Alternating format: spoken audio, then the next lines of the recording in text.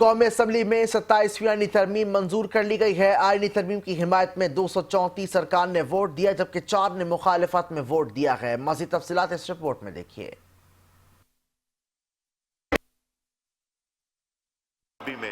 All the members in favor kindly rise and count be made.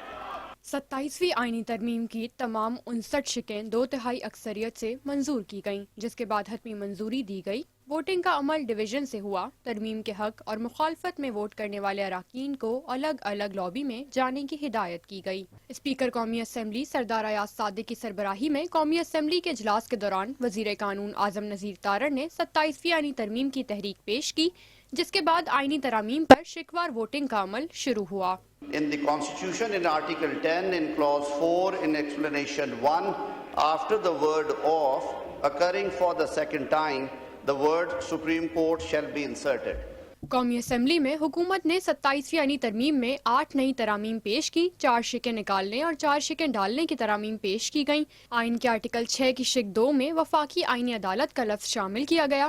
آئین کے article 10 میں لفظ سپریم کورٹ کا اضافہ کیا گیا۔ آرٹیکل 176 میں ترمیم کی گئی کہ موجودہ چیف جسٹس کو ٹرم پوری ہونے تک چیف جسٹس پاکستان کہا جائے گا۔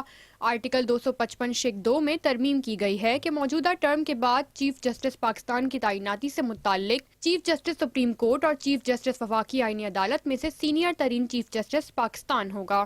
اپوزیشن ارکان نے قومی اسمبلی سے واک آؤٹ کیا۔ پاکستان پیپلز پارٹی سے تعلق رکھنے والے رکن قومی اسمبلی سید خورشید شاہ ویل چیئر پر پارلیمنٹ پہنچے۔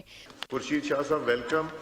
آپ صرف ہاتھ کھڑا کر دیا کریں تو ہم کاؤنٹ کر لیں گے۔ اللہ تعالیٰ آپ کو صحت دے۔ ذرائع کا کہنا ہے کہ حکومتی بینچز پر 233 اراکین موجود ہیں۔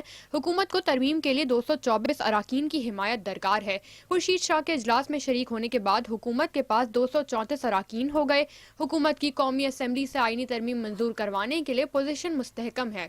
اعظم نذیر تارڑ نے کہا کہ ہم نے 27ویں ترمیم کے خدوخال سامنے رکھ دیے تھے۔ چیف جسٹس پاکستان سے متعلق ترامیم میں کچھ ابہام تھا۔